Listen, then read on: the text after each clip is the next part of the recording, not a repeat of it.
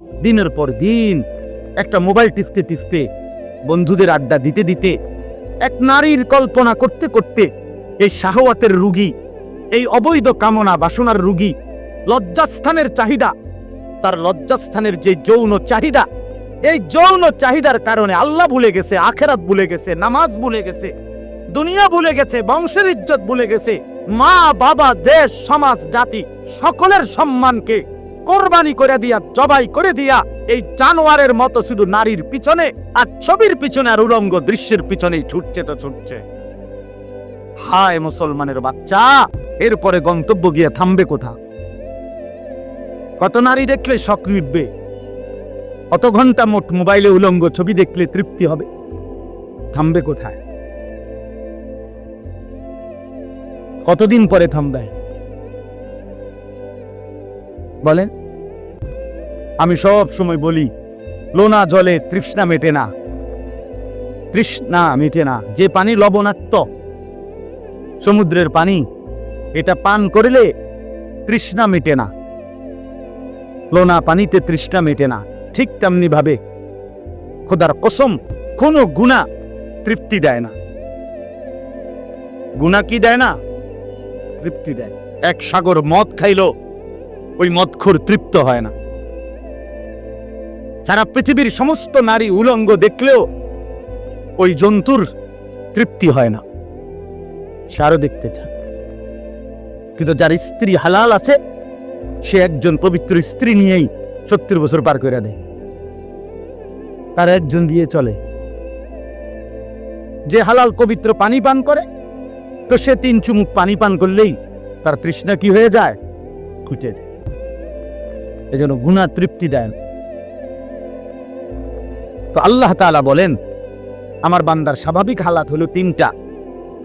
এক, সে অধৈর্য, ভীরু, লোভী, আমি আল্লাহর উপরে ভরসা রাখতে চায় না। অথচ মুমিনের কাছে আল্লাহর চাওয়া, মুমিন সর্বাবস্থায় ভরসা করবে কার উপরে? যার কোরআনের সাথে সম্পর্ক নাই, নামাজের সাথে সম্পর্ক নাই, আল্লাহর ইবাদতের সাথে সম্পর্ক নাই। খোদার কসম, ওই নাফরমান সে অধৈর্য, সে পারে না দুনিয়া পুরোটা সিরা খাই নেবে, যা পাবে সব তার দরকার। কারণ সে তো বৈধ অবৈধ তার কোনো পরোয়াই করে না। আর কি আল্লাহ বলেন, আর হলো এই আল্লাহর বাঁধন থেকে মুক্ত যে মানুষ, সে তার জীবন চলার পথে যখনই একটু হোঁচট খায়, একটু পেরেশানি অথবা তার প্রত্যাশা মতো হয় না, তখন হতাশ হয়ে যায়। হতাশ হয়ে পড়ে। ইমানদার হতাশ হয় না, নাফরমানি হতাশ হয়। আর আল্লাহ তাআলা বলেন 3 নাম্বার হলো, যখন প্রত্যাশা মতো সবকিছু মিলে, তখন আমি আল্লাহর হক আদায় করতে কার্পণ্য করি।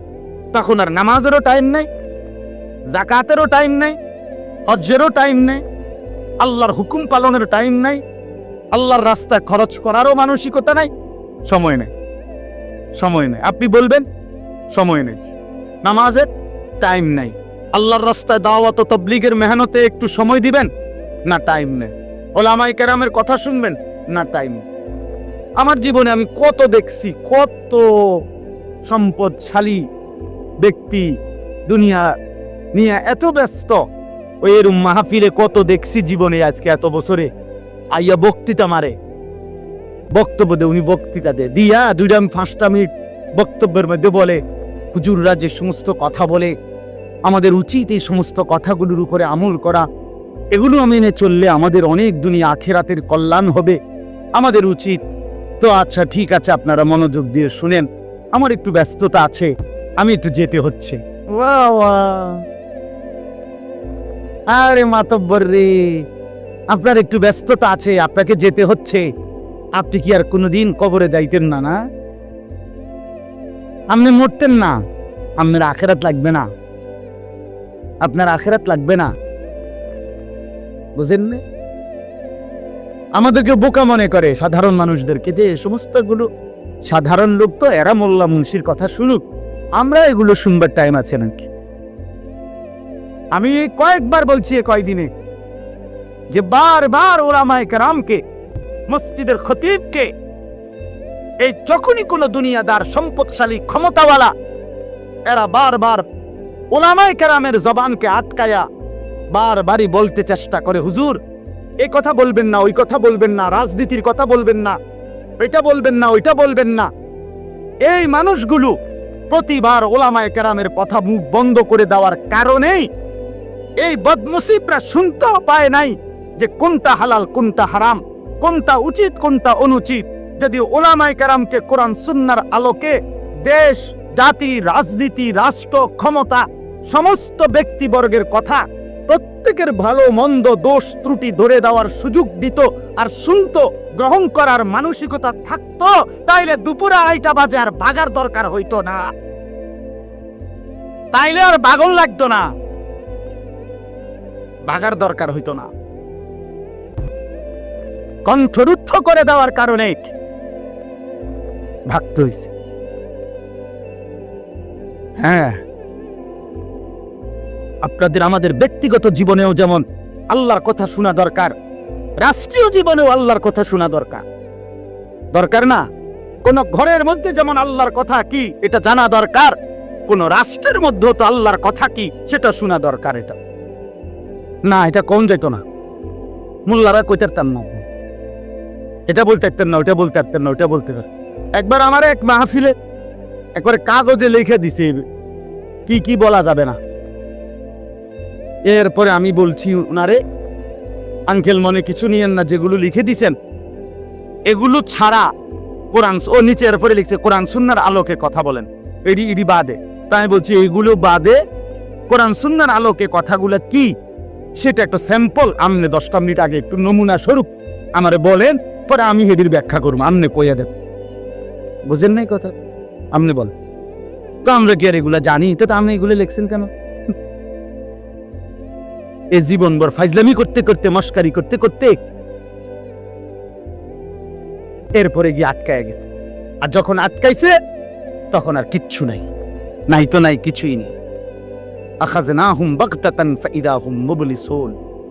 আল্লাহ বলে, বান্দা আমার দুনিয়া পেয়ে যখন অহংকার শুরু করে, খোদার কসম, কোরআনের আয়াত, আল্লাহ বলেন হাত্তা ইযা ফারিহু বিমা উতু, আমি যখন কোন নাফরমানকে দুনিয়া দেই, দুনিয়া পেয়ে যখন সে খুশিতে অহংকার করে, তো আখাযনাহুম বাগতাতান, আমি হঠাৎ ধরে ফেলি, ফাইদা হুম মুবলিসুন, তখন একেবারে হতাশ হয়ে করে। ফাকুতিয়া দাবিরুল কওমিল্লাযীনা যালামু, আল্লাহ বলেন আমি তখন জালেমের, আমি তখন সীমা লঙ্ঘনকারীর লেজ সুদ্ধা, গোড়া সুদ্ধা কেটে দেই। আলহামদুলিল্লাহি রাব্বিল আলামিন, আর সব প্রশংসা শুধুই আমি আল্লাহর। কার? চলেন এবার 3টা বিষয় তাহলে বুঝলেন। 1 নাম্বার হলো মানুষের স্বাভাবিক তবিয়ত হলো মানুষ লোভী। 2 নাম্বার হলো মানুষের স্বাভাবিক তবিয়ত হলো মানুষ নিজের প্রত্যাশা মতো যখন কিছু না পায়, হোঁচট খায়, ধাক্কা খায়, বা একটু বাধাগ্রস্ত হয়, তো কি হয়ে পড়ে? হতাশ।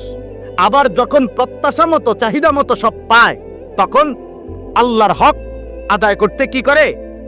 কৃপণতা করে, ভুলে যায়। তো আল্লাহ তাআলা বলে এই মন্দ অভ্যাস থেকে বাঁচবে কারা? এই 3টা দোষ নাইটা কথা বলেন না কেন? সবসময় বুঝি আমার চাহিদা মতো সবকিছু পূর্ণ হইতে হবে, আল্লাহ পাক এটা দিতে বাধ্য। আমি আজকে গমু বা বিরিয়ানি, আজ বিরিয়ানি হইতে গিয়ে আজকে গমু খিচুড়ি হইতে হবে নাকি? হ্যাঁ, বুঝেন না? তাইলে আল্লাহ তাআলা বলেন এই যে মন্দ অভ্যাস, যে ভীরু, অথবা প্রত্যাশা মতো না পাইলে হতাশ, অথবা চাহিদা মতো পাইলে আল্লাহর হুকুম পালনে কার্পণ্য, এই মন্দ অভ্যাস থেকে বাঁচবে কারা? বেঁচে থাকে কারা? আল্লাহ বলেন ইল্লাল মুসাল্লিন, পাক্কা নামাজি যারা। সুবহানাল্লাহ। আল্লাহ বলেন এই 3টি মন্দ অভ্যাস থেকে বেঁচে থাকতে পারবে তারা যারা পাক্কা নামাজি। ইল্লাল মুসাল্লিন, আল্লাহর উপরে ভরসা হারিয়ে ভীরুতা, কাপুরুষতা অথবা লোভীর জিন্দেগি থেকে মুক্ত থাকবে তারা পাক্কা নামাজি যারা। প্রত্যাশা মতো যা পায় নাই, হতাশ হয়ে না হয়ে আল্লাহর উপরেই ভরসা ধরে রাখা, এইরকম বন্দিগি, এরকম জিন্দিগি হবে তাদের পাক্কা নামাজি যারা।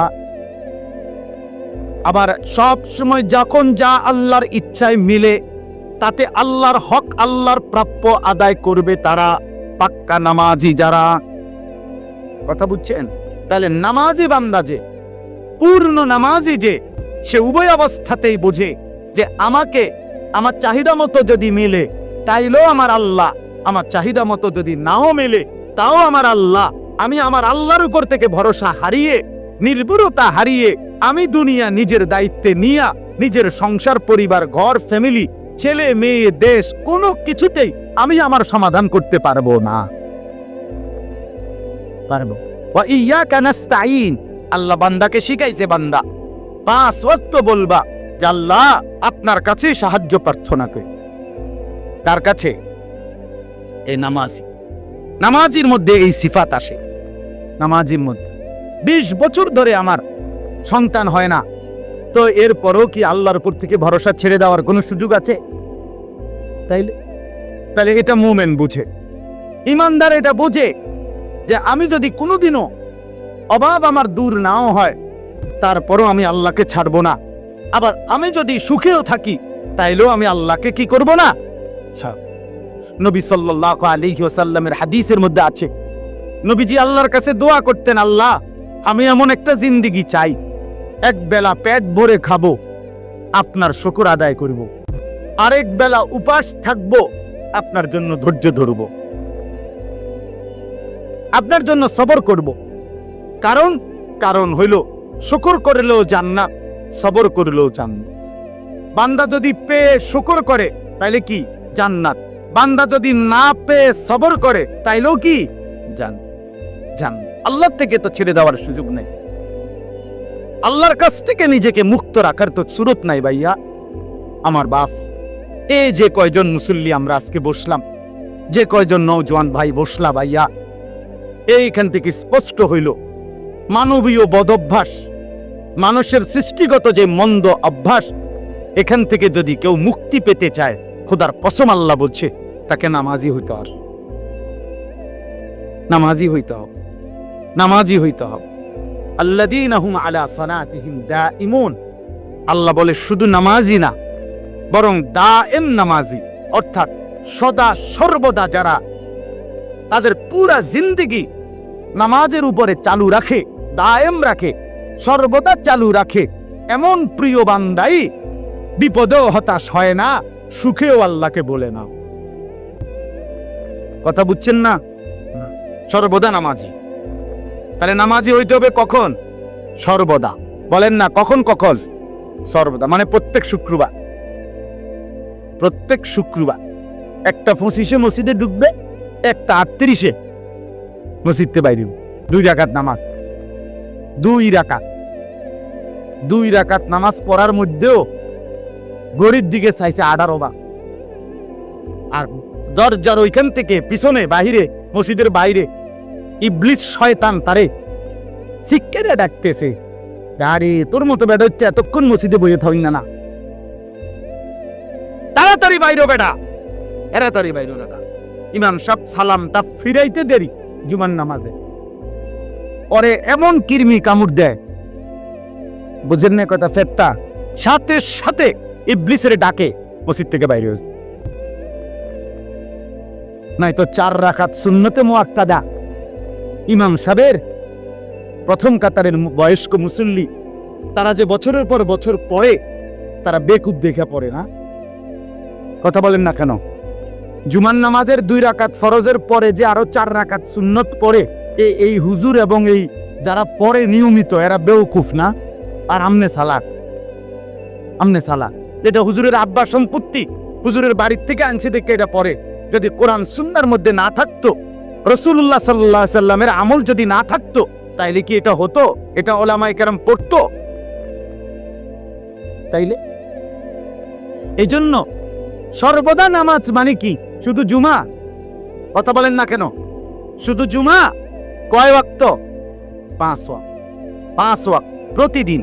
হাকিমুল উম্মত মুজাদ্দিদুল মিল্লাত হযরত মাওলানা শাহ আশরাফ আলী থানভী রাহমাতুল্লাহি আলাইহি বলছেন, সুবহানাল্লাহ, দারুণ কথা বলছেন হযরত থানভী রাহমাতুল্লাহ বলছেন, কোন ব্যক্তি একটি নেক আমল করার পর যদি পুনরায় সেই নেক আমল আবার করতে পারে, তাহলেই প্রমাণ হয় পূর্বের নেক আমলটি কবুল হয়েছে।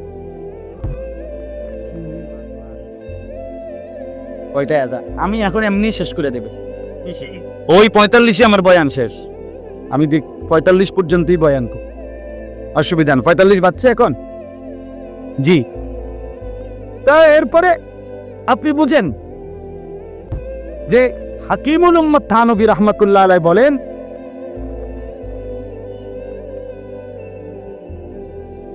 আপনার থানভী রাহমাতুল্লাহ আলাইহি বলছেন একটি আমল কবুল হওয়ার পরে এটার প্রমাণ যে আল্লাহ তাআলা তাকে পুনরায় ওই আমলটি করার তৌফিক দেন। এজন্য যার ফজর কবুল হইছে আল্লাহ তাকে জোহর পড়ার তৌফিক দেন, যার জোহরের নামাজ কবুল হইছে আল্লাহ তাকে আসর পড়ার তৌফিক দেন, যা একবার সুবহানাল্লাহ বলছে তো আল্লাহ যখন এটা গ্রহণ করে তো দ্বিতীয়বার বলার তৌফিক দান করেন। তাহলে এই যে যারা মুসল্লিগুলো শুধু শুক্রবারে 2 রাকাত জুমার নামাজ পড়ে, এই বেড়া যে এই দিনকার আসরও পড়ে না, মাগরিবও পড়ে না, ফজরও পড়ে না, এইতে বেটার জুমার নামাজের কি দশা? কাকা আমরা বুঝি না, আমরা কি চিরা খাই? দোস্ত তোমরা যারা চালাক, হ্যাঁ, চুলের কেবল পিছনের দিকে ফিরাইলেই বুদ্ধিমান, হ্যাঁ, মানুষের বেডি চাইলেই চালাক, হ্যাঁ, মোবাইল টিপতারলে চালাক,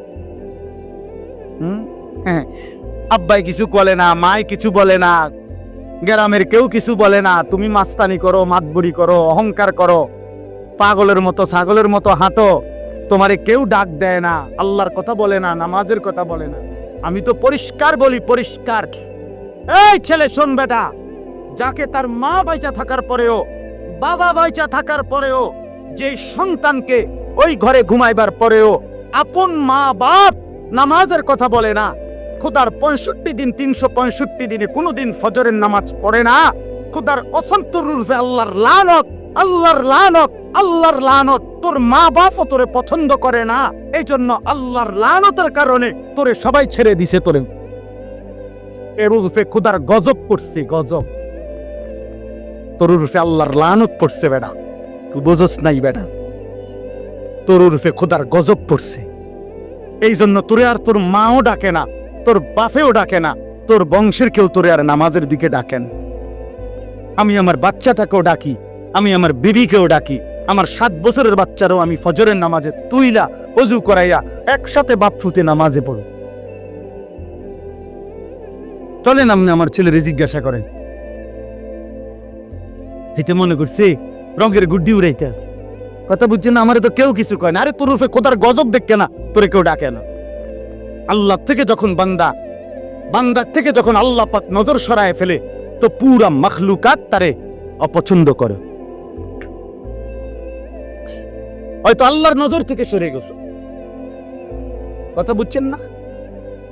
এই জন্য পুরা মখলুকাত থেকে সরে গেছে, কেউ তারে আর পছন্দ করে না। ওফো, একদিনও নামাজ পড়ে না, কেউ কিছু বলেন, আপনি কি মনে করেন বেটা তার উপরে কেমন খোদার গজব পড়ছে?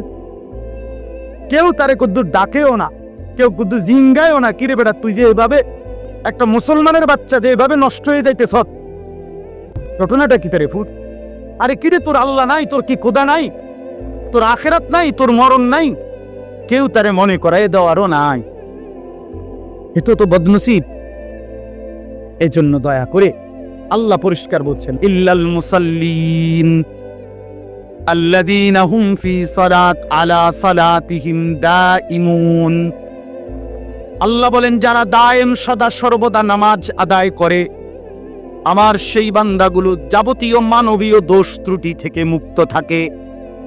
ওয়াল্লাযীনা ফি আমওয়ালিহিম হাক্কুম মালুম।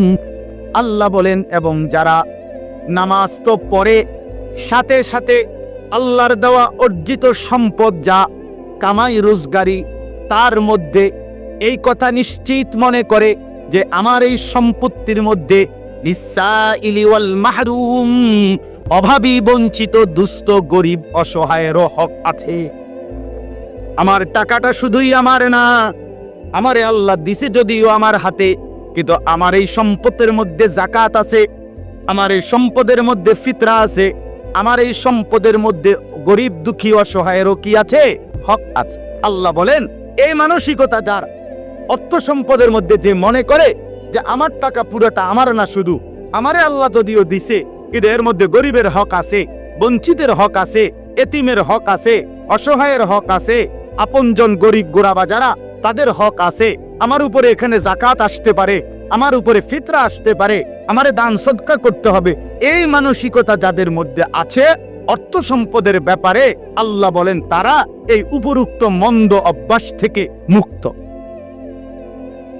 সে বুঝে যে পুরা টাকা আমার না, পুরা টাকা কি না আমার, আমার ওয়া আহসিন কামা আহসানাল্লাহু ইলাইকা। আল্লাহ কোরআনে বলছে, বান্দা আমি তোমাকে যে সম্পদ দিয়ে দয়া করেছি, আমি যাকে দেই নাই তাকে আমিই দেই নাই, তুমি তারে দাও, আমি বিনিময় তোমাকে উত্তম বিনিময় দেব। আল্লাহ বলেন দুইটাই আমার ক্ষুদ্র, ওরে দিছি কেন? আমি দিছি। ওরে দেই নাই কেন? আমি দেইনি, আমি দেই না, তুমি দাও। ইরহামু মান ফিল আরদ ইয়ারহামুকুম মান ফিস সামা। নবীজি বলছে জমিনে যারা আছে তুমি তাদের প্রতি দয়া করো, আসমানে যিনি আছেন তিনি তোমার উপরে দয়া করে দেন। সুবহানাল্লাহ।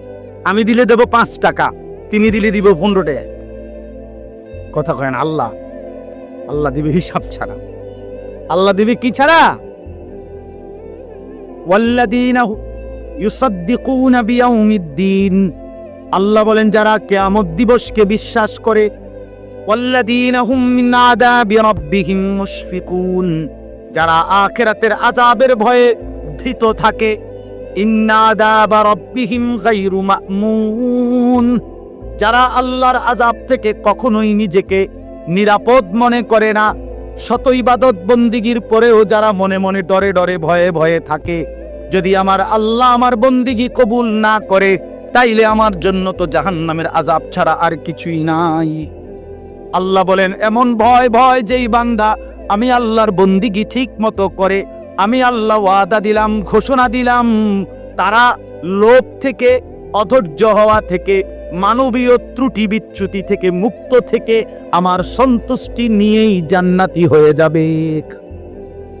আল্লাহ আমাদেরকে নামাজি হওয়ার তৌফিক দান করে, আল্লাহ আমাদেরকে আল্লাহর রাস্তায় খরচ করার মতো যোগ্যতা দান করেন, আল্লাহ তাআলা আমাদেরকে আখিরাত মনে রাখবার মতো তৌফিক দান করেন।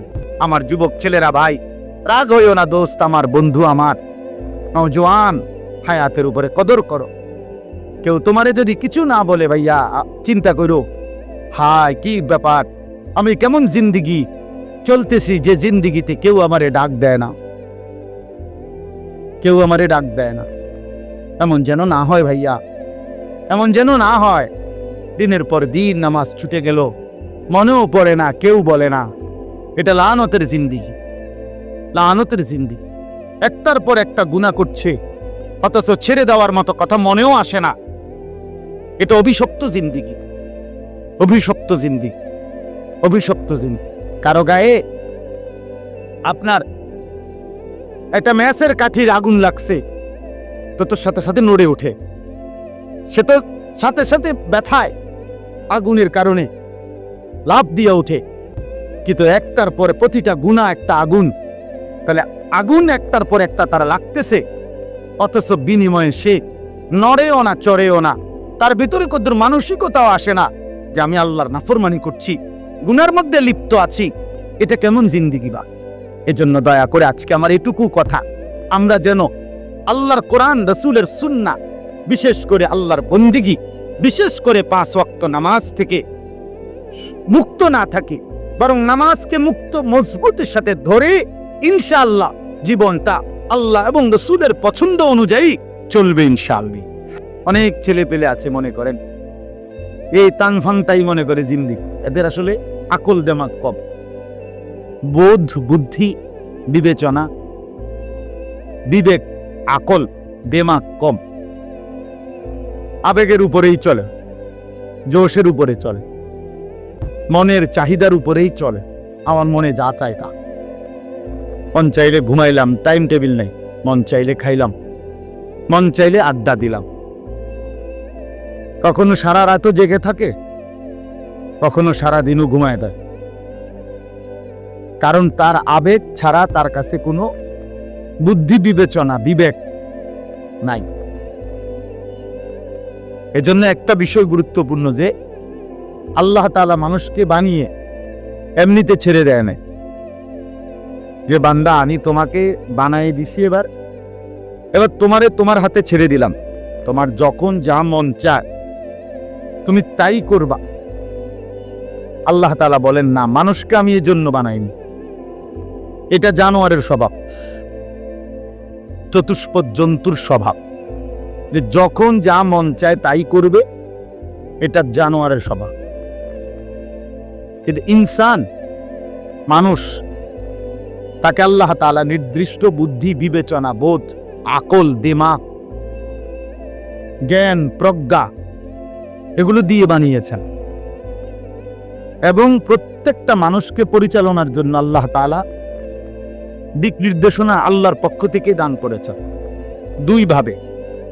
এক, প্রত্যেক যুগে আল্লাহ তাআলা নবী এবং রাসূল পাঠিয়েছেন, এবং নবী রাসূলদের পরবর্তী উলামায়ে কেরামকে পাঠাচ্ছেন।